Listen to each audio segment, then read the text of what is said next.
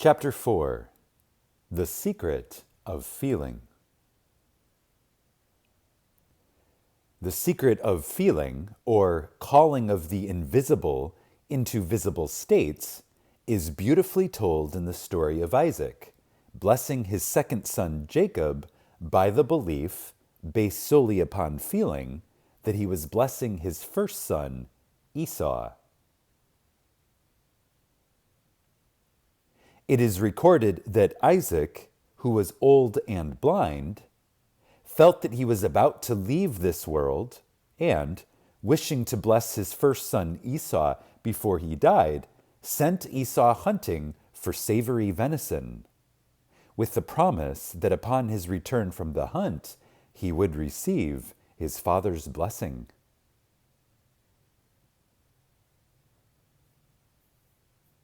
Now, Jacob, who desired the birthright, or right to be born through the blessing of his father, overheard his blind father's request for venison and his promise to Esau. So, as Esau went hunting for the venison, Jacob killed and dressed a kid of his father's flock. Placing the skins upon his smooth body to give him the feel of his hairy and rough brother Esau, he brought the tastily prepared kid to his blind father Isaac. And Isaac, who depended solely upon his sense of feel, mistook his second son Jacob for his first son Esau, and pronounced his blessing on Jacob. Esau, on his return from the hunt, learned that his smooth-skinned brother Jacob had supplanted him. So he appealed to his father for justice. But Isaac answered and said, "Thy brother came with subtlety, and hath taken away thy blessing. I have made him thy lord, and all his brethren have I given to him for servants."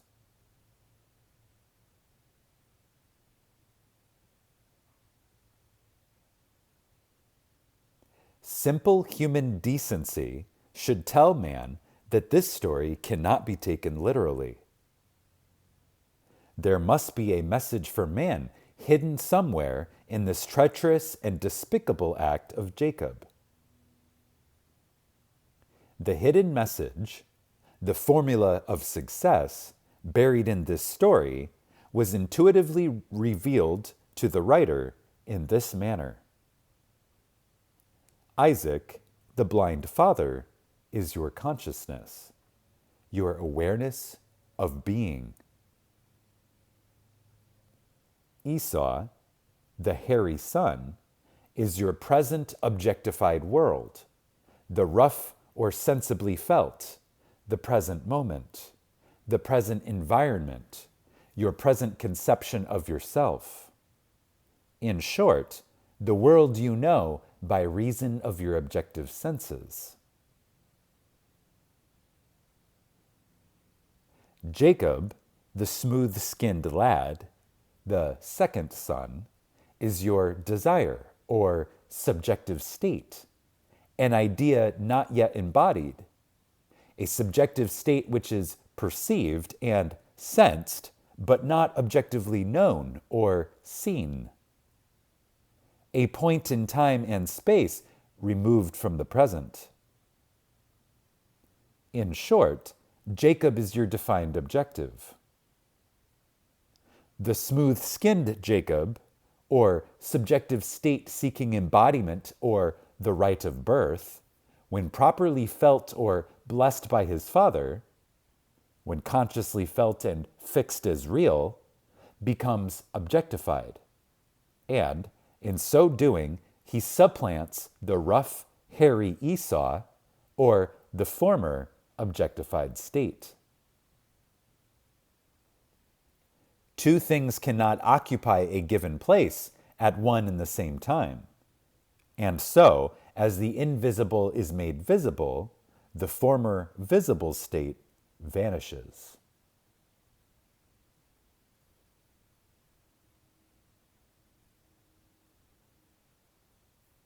Okay, so he's talking here about the story of Jacob and Esau and the blessing of Isaac.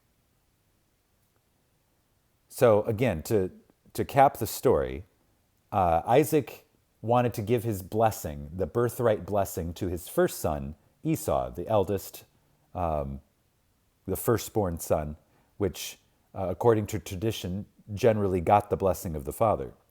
But Jacob overheard that Isaac had made this request upon Esau to go hunting for venison so that he could give him the blessing. And so Jacob dressed up like Esau. He killed a calf. He put the skin of the calf over his arm so that Isaac, who was blind, when Jacob went to present the food to Isaac, Isaac, who was blind, reached out to touch Jacob. And instead of feeling the smooth-skinned lad of Jacob, he felt the rough hide of the animal that Jacob had killed and thought that he was feeling his son Esau, who was a hairy lad, as opposed to his smooth-skinned Jacob. So he was fooled. And thus, Isaac then pronounced the blessing, gave the birthright blessing to Jacob, dressed up in a hide of an animal. And then Esau comes back from the hunt with the venison prepared to give to his father so that he can receive the blessing, and finds out that he has been supplanted or interrupted, and that Jacob has fooled his father, Isaac, into giving Jacob the blessing as opposed to Esau. And so Esau basically says, well, that's not cool. And he appeals to his father and says, hold on, you gave my blessing that was rightfully due me to Jacob. And Isaac says, it's too late, I'm sorry, I've already given my blessing. Okay, so that's the biblical story. What Neville is describing here is how it is a metaphor for how you can assume something to be real through the feeling of it. So in that case, Isaac is your I amness, your awareness of being, your father, the awareness which can only feel. Feeling is the only truth to your root state of awareness. So you have two states. You have Esau, which is the outpictured visible world around you.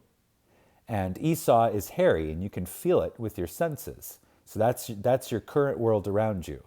Well, if you want to fool yourself into creating or giving blessing to a new world to be created, you have to create that new desire in the form of in the form of Jacob, and then dress it up as Esau so that Isaac, the father, can feel the reality of the desired state, Jacob.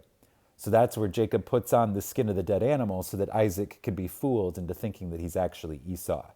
So this is the concept of putting yourself into a state of controlled reverie and imagination, meditative state, closing your eyes, and then imagining that you are now what you want to be, and specifically what that feels like, really getting into the feeling of it. And if you really get into the feeling of it, you can fool your awareness into giving blessing to that state so that that state will become real in the outpictured world around you.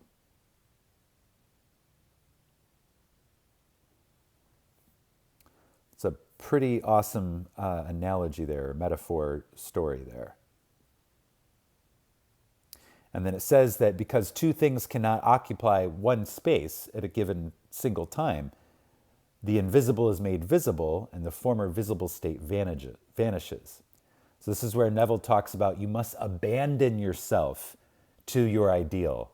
You must allow the old you to die so that you can step into the being, the awareness of being, the ideal you, the you that you want to be, the you that you desire to embody. You are that you, and anything that is not that has to pass away, has to vanish, has to die.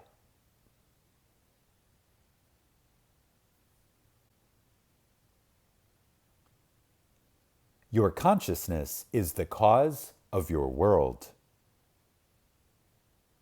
The conscious state in which you abide determines the kind of world in which you live. Your present concept of yourself is now objectified as your environment. And this state is symbolized as Esau, the hairy, or sensibly felt, the first son. That which you would like to be or possess is symbolized as your second son, Jacob, the smooth-skinned lad who is not yet seen, but is subjectively sensed and felt, and will, if properly touched, supplant his brother Esau or your present world.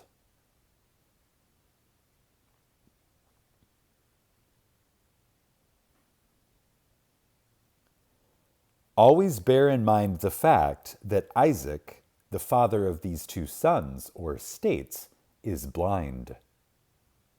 He does not see his smooth-skinned son Jacob. He only feels him.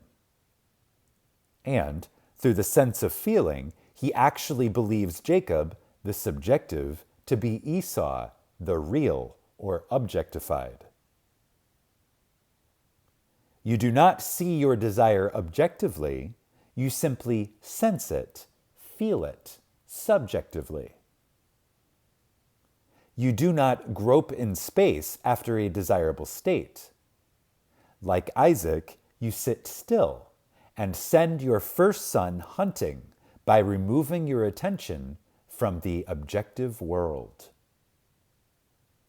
Then, in the absence of your first son, Esau, you invite the desirable state, your second son, Jacob, to come close so that you may feel it. Come close, my son, that I may feel you. First, you are aware of it in your immediate environment. Then, you draw it closer and closer and closer until you sense it and feel it in your immediate presence, so that it is real and natural to you.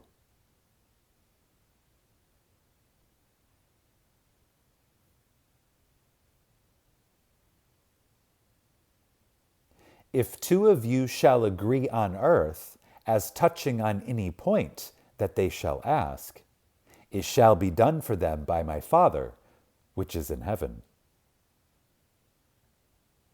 The two agree through the sense of feel, and the agreement is established on earth, is objectified, is made real. The two agreeing are Isaac and Jacob, you and that which you desire. And the agreement is made solely on the sense of feeling.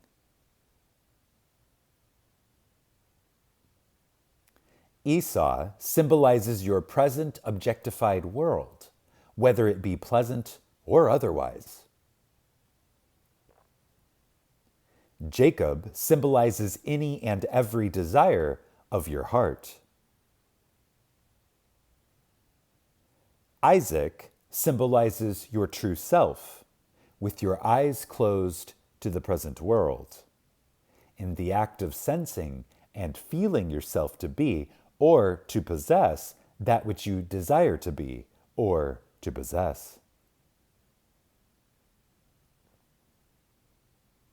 The secret of Isaac, the sensing feeling state, is simply the act of mentally separating the sensibly felt, your present physical state, from the insensibly felt, that which you would like to be.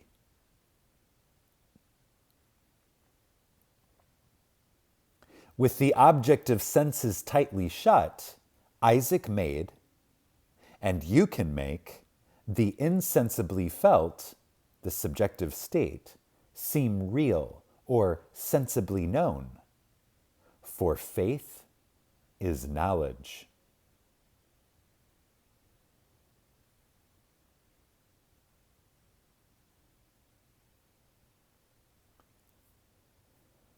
Okay, so here he's getting into more detail about the metaphorical story of Jacob, Esau, and Isaac.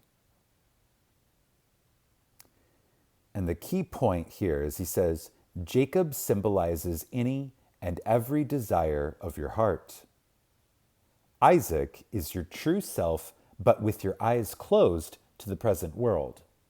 So when you go into this controlled reverie that Neville talks about, where you reduce the senses of the outer world, if you shut out or go into a meditative state, if you kind of relax and let your outer world fade away and go within,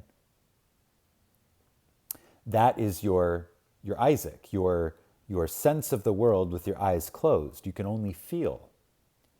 Then, in that state, as Isaac, you feel that whatever it is that you're desiring, that state, you feel that conditioned state to be real, and you draw it closer and closer and closer until you make real with your inner senses that which you are imagining to be real, that state that you're creating and calling to you. And with the objective senses shut, with his eyes closed, Isaac was able to make what wasn't felt, what wasn't actually there for him to feel. For faith is knowledge. Knowing the law of self-expression, the law by which the invisible is made visible, is not enough. It must be applied, and this is the method of application. First, send your first son Esau, your present objectified world or problem, hunting. This is accomplished simply by closing your eyes and taking your attention away from the objectified limitations. As your senses are removed from your objective world, it vanishes from your consciousness or goes hunting. Second, with your eyes still closed and your attention removed from the world round about you, consciously fix the natural time and place for the realization of your desire.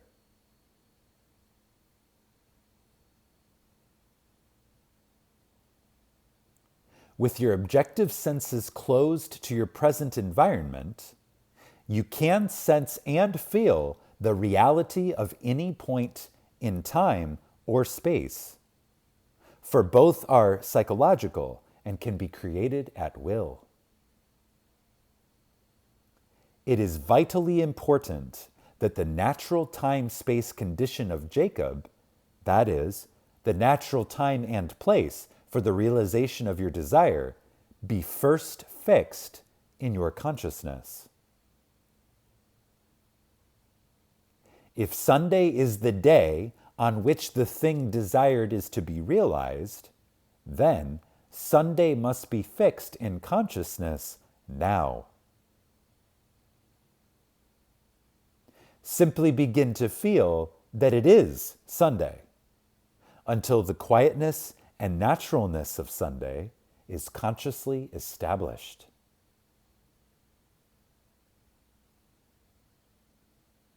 You have definite associations with the days, weeks, months, and years, months and seasons of the year. You have said time and time again, today feels like Sunday, or Monday, or Saturday, or this feels like spring, or summer, or fall, or winter. This should convince you that you have a definite conscious impressions that you associate with the days, weeks, and seasons of the year. Then, because of these associations, you can select any desirable time, and by recalling the conscious impression associated with such time, you can make it a subjective reality of that time now.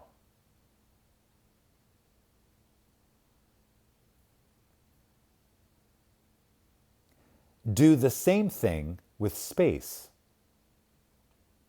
If the room in which you are seated is not the room in which the thing desired would be naturally placed or realized, feel yourself seated in the room or place where it would be natural. Consciously fix this time-space impression before you start the act of sensing and feeling the nearness, the reality, and the possession of the thing desired. It matters not whether the place desired be 10,000 miles away or only next door. You must fix in consciousness the fact that right where you are seated is the desired place.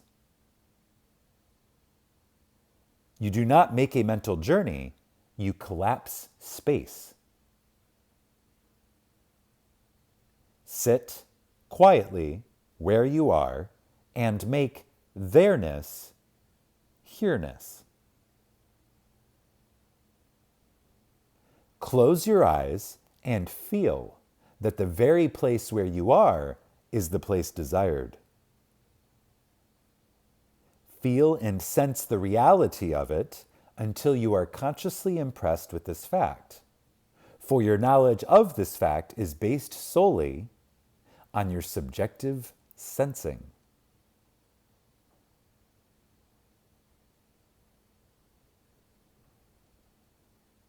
Again,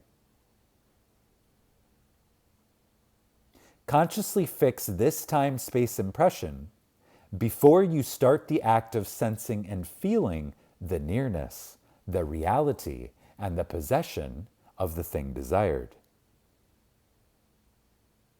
It matters not whether the place desired be 10,000 miles away or only next door. You must fix in consciousness the fact that right where you are seated is the desired place. If you do not make a mental journey, you collapse space. Sit quietly where you are and make there-ness here-ness. Close your eyes and feel that the very place where you are is the place desired. Feel and sense the reality of it until you are consciously impressed with this fact. For your knowledge of this fact is based solely on your subjective sensing.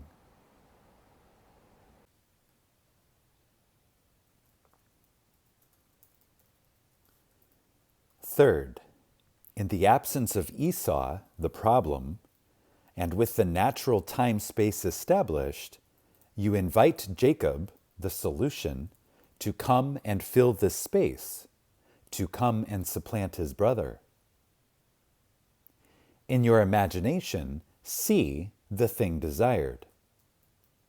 If you cannot visualize it, sense the general outline of it. Contemplate it. Then mentally draw it close to you. Come close, my son, that I may feel you. Feel the nearness of it. Feel it to be in your immediate presence. Feel the reality and solidity of it. Feel it and see it naturally placed in the room in which you are seated. Feel the thrill of actual accomplishment and the joy of possession. Now, open your eyes. This brings you back to the objective world, the rough or sensibly felt world. Your hairy son Esau has returned from the hunt and, by his very presence, tells you that you have been betrayed by your smooth-skinned son Jacob, the subjective, psychologically felt. But, like Isaac, whose confidence was based upon the knowledge of this changeless law, you too will say, I have made him thy Lord, and all his brethren have I given to him for servants. That is, even though your problem appears fixed and real, you have felt the subjective psychological state to be real to the point of receiving the thrill of that reality. You have experienced the secret of creation, for you have felt the reality of the subjective.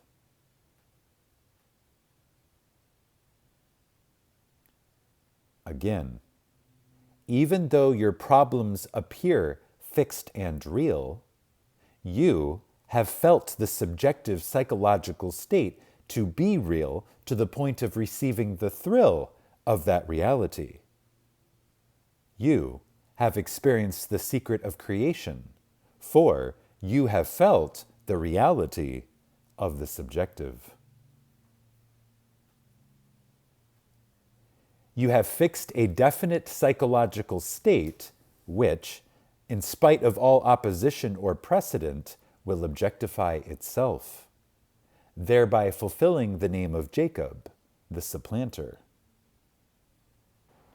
Okay, this is an important one. So he's coaching us to set the scene, for the creation of the experience of what it is that we want to have or be.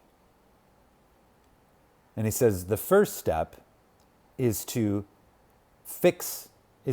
first step is to send Esau hunting. So the first step is to dim out the world around you, to get into a meditative reverie. Lean back on a chair or a bed, relax, close your eyes, allow the world around you to fade away, and then begin to paint a scene. And the first step of painting the scene is to set the time and the space, the here and the now. The here and now, the time and space. So he says the first step is to choose what time would be natural. So if you were imagining yourself, let's say you wanted to travel somewhere, you wanted to put yourself on a mountainside in Germany in the springtime. Well, you would make here and now, then and there. You would make then and there, here and now.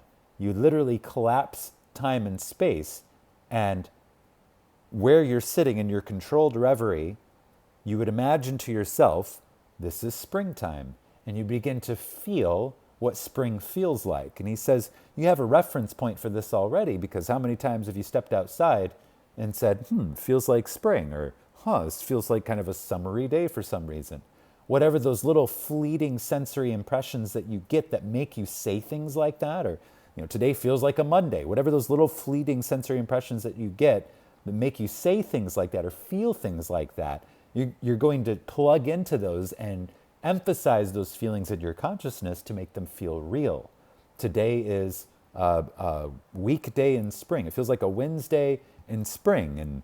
And then you're going to set the scene of the place. So again, if you wanted to travel to the mountains of Germany, you would say, this is Wednesday in the spring, and I'm sitting on a bench at the base of this gorgeous vista.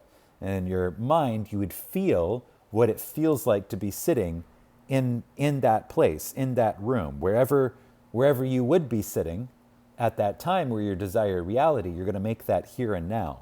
And then you're going to give that sensory impression a feeling of realness by putting yourself in that state and feeling it to be real. He says, feel and sense the reality of it until you are consciously impressed with this fact. For your knowledge of this fact is based solely on your subjective sensing.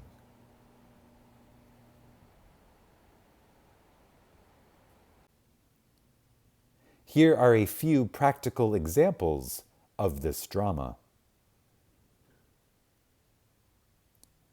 First, the blessing or making a thing real.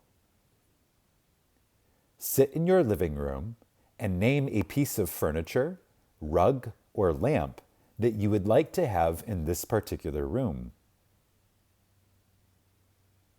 Look at that area of the room where you would place it if you had it. Close your eyes and let all that now occupies that area of the room vanish. In your imagination, see this area as empty space. There is absolutely nothing there. Now, begin to fill this space with a desired piece of furniture. Sense and feel that you have it in this very area. Imagine you are seeing that which you desired to see. Continue in this consciousness until you feel the thrill of possession.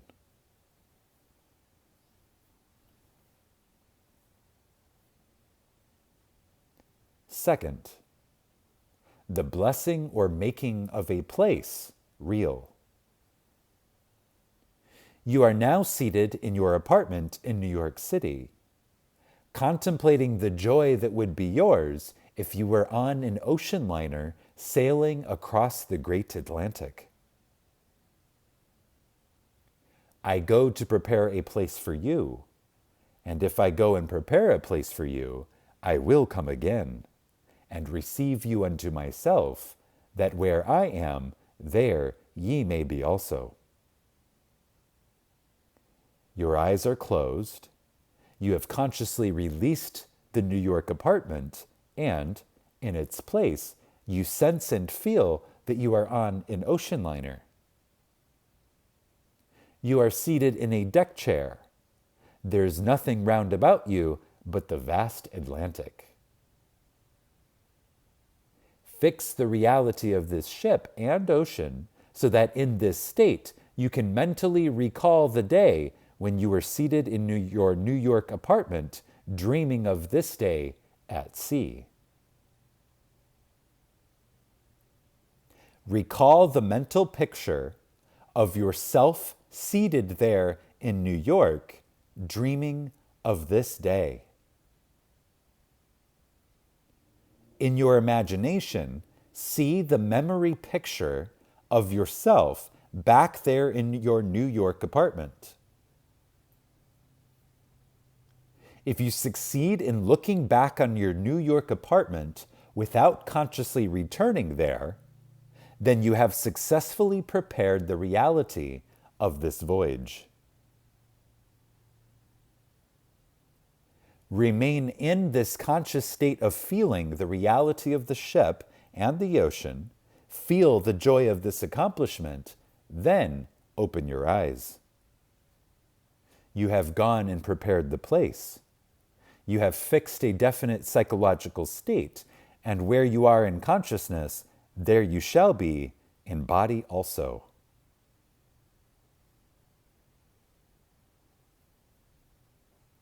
Third, the blessing or making real of a point in time.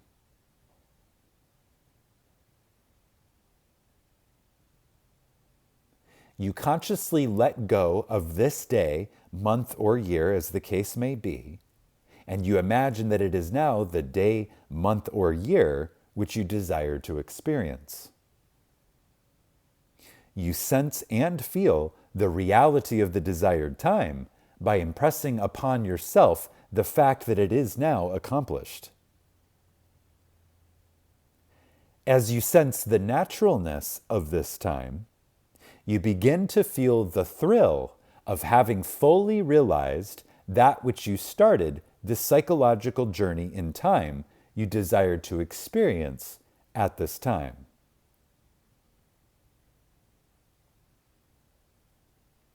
Again, consciously let go of this day, month, or year as the case may be, and imagine that it is now the day, month, or year which you desire to experience.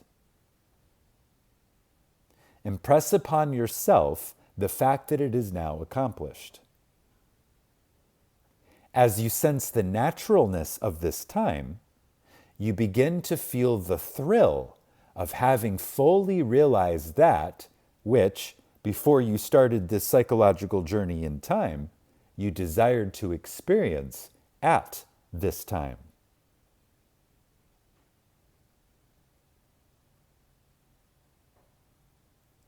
With the knowledge of your power to bless, you can open the doors of any prison, the prison of illness, or poverty, or of a humdrum existence. The Spirit of the Lord God is upon me, because the Lord hath anointed me to preach good tidings unto the meek. He hath sent me to bind up the brokenhearted, to proclaim liberty to the captives, and the opening of the prison to them that are bound.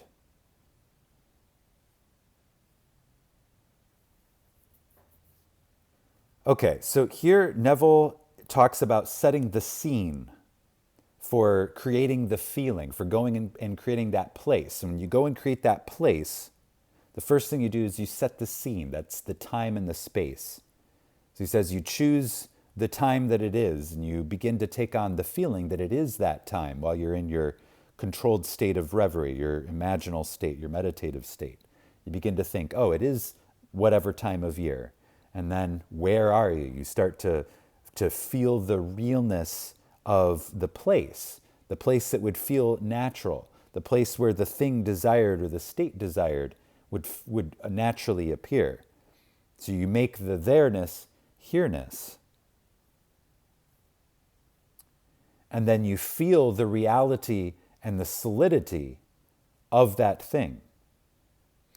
And then he gives a couple of practical examples of the drama. So he talks about how to make a thing become real through blessing it into realness. And so he talks about how in your living room you could sit and imagine a part of your room where you would want something placed. And then imagine that there's nothing there, and then feel it into place. Begin to feel that you see whatever it is that you want to see, whatever you desire to see, feel it into that part of the room.